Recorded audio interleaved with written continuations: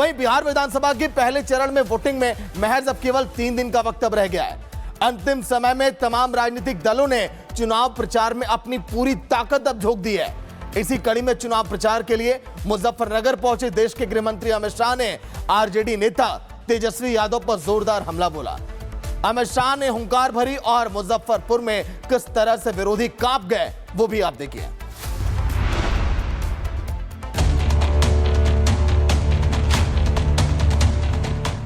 बिहार चुनाव में प्रचार की फुल रफ्तार। एनडीए इंडी में तेज हुआ वार पलटवार।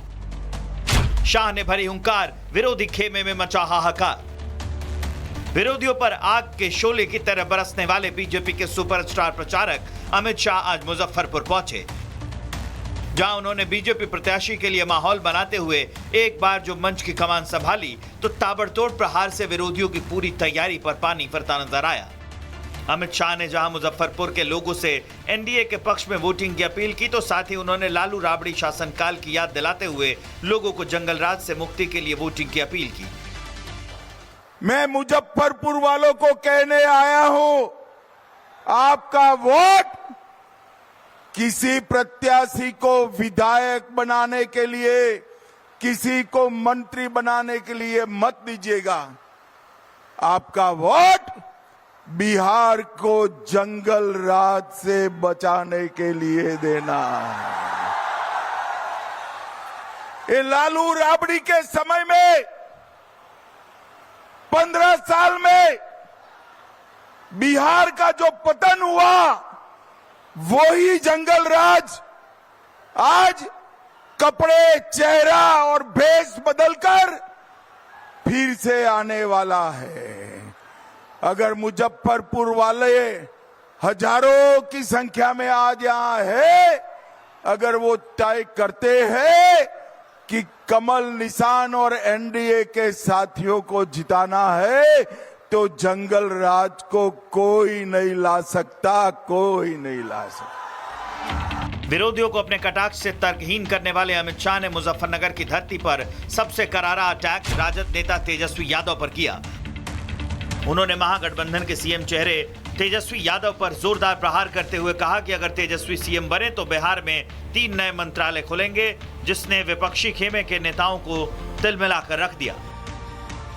लालू राबड़ी के शासन में यहां पर गोपालगंज के डीएम कृष्णैया की पीट पीट कर हत्या की गई। अगर फिर से लालू के बेटे सीएम बनते हैं तो बिहार में 3 नए मंत्रालय खुलेंगे। एक मंत्री बनेगा अपहरण का इंडस्ट्री चलाने वाला मंत्री, दूसरा बनेगा रंगदारी चलाने वाला मंत्री और तीसरा बनेगा अपहरण और खून को बढ़ावा देने वाला मंत्री। अमित शाह ने जहां मुजफ्फरपुर की जनता के सामने महागठबंधन की नीतियों के परखच्चे उड़ा दिए तो वहीं उन्होंने एनडीए सरकार की स्पष्ट नीतियों का जिक्र करते हुए जनता को विपक्ष के कुचक्रों से बचने की नसीहत भी दी। लालू जी और सोनिया जी दोनों को देश की चिंता नहीं है। लालू जी की इच्छा है कि उनका बेटा सीएम बने और सोनिया जी की इच्छा है उनका बेटा पीएम बने। मगर मैं मुजफ्फरपुर वालों दोनों को बताने आया हूं, ना तेजस्वी सीएम बन सकते हैं, ना राहुल पीएम बन सकते हैं, क्योंकि जगह ही खाली नहीं है। यहां नीतीश बाबू सीएम है और दिल्ली में नरेंद्र मोदी पीएम है।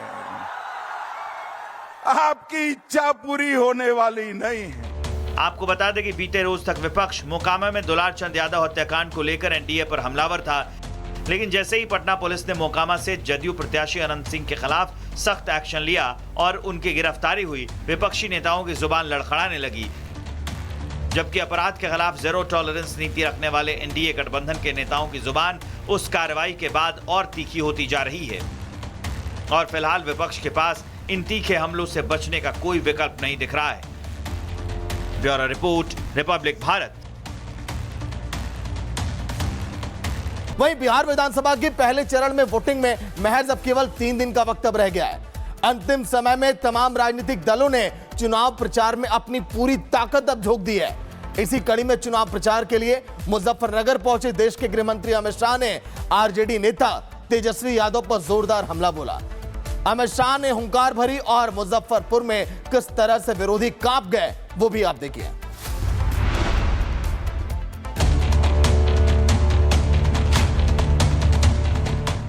बिहार चुनाव में प्रचार की फुल रफ्तार। एनडीए इंडी में तेज हुआ वार पलटवार।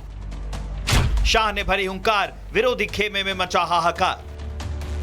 विरोधियों पर आग के शोले की तरह बरसने वाले बीजेपी के सुपरस्टार प्रचारक अमित शाह आज मुजफ्फरपुर पहुंचे, जहां उन्होंने बीजेपी प्रत्याशी के लिए माहौल बनाते हुए एक बार जो मंच की कमान संभाली तो ताबड़तोड़ प्रहार से विरोधियों की पूरी तैयारी पर पानी फिरता नजर आया।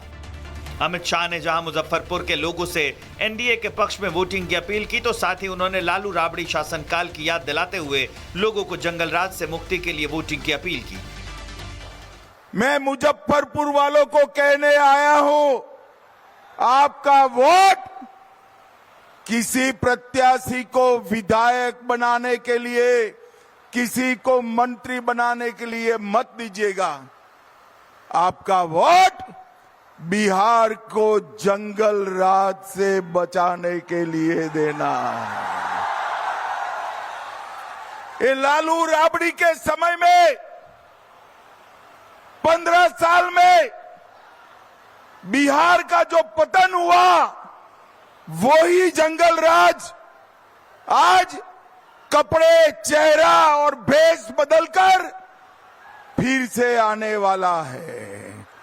अगर मुजफ्फरपुर वाले हजारों की संख्या में आज यहां है, अगर वो तय करते हैं कि कमल निशान और एनडीए के साथियों को जिताना है तो जंगल राज को कोई नहीं ला सकता, कोई नहीं ला सकता। विरोधियों को अपने कटाक्ष से तर्कहीन करने वाले अमित शाह ने मुजफ्फरनगर की धरती पर सबसे करारा अटैक राजद नेता तेजस्वी यादव पर किया।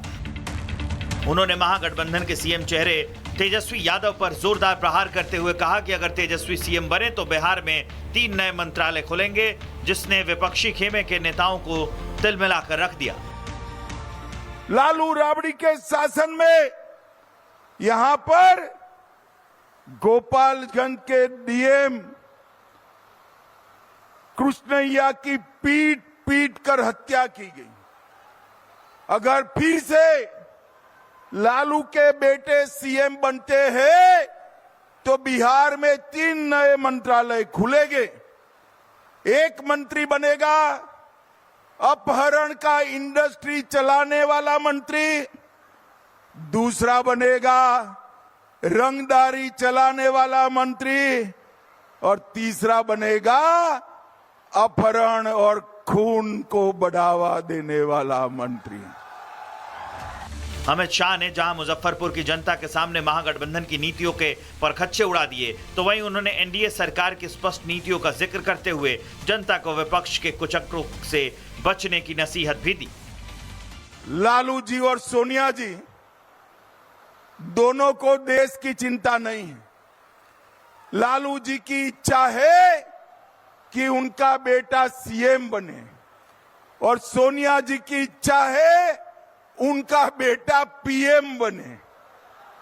मगर मैं मुजफ्फरपुर वालों दोनों को बताने आया हूं, ना तेजस्वी सीएम बन सकते हैं, ना राहुल पीएम बन सकते हैं,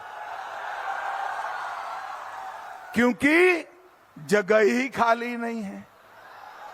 यहां नीतीश बाबू सीएम है और दिल्ली में नरेंद्र मोदी पीएम है।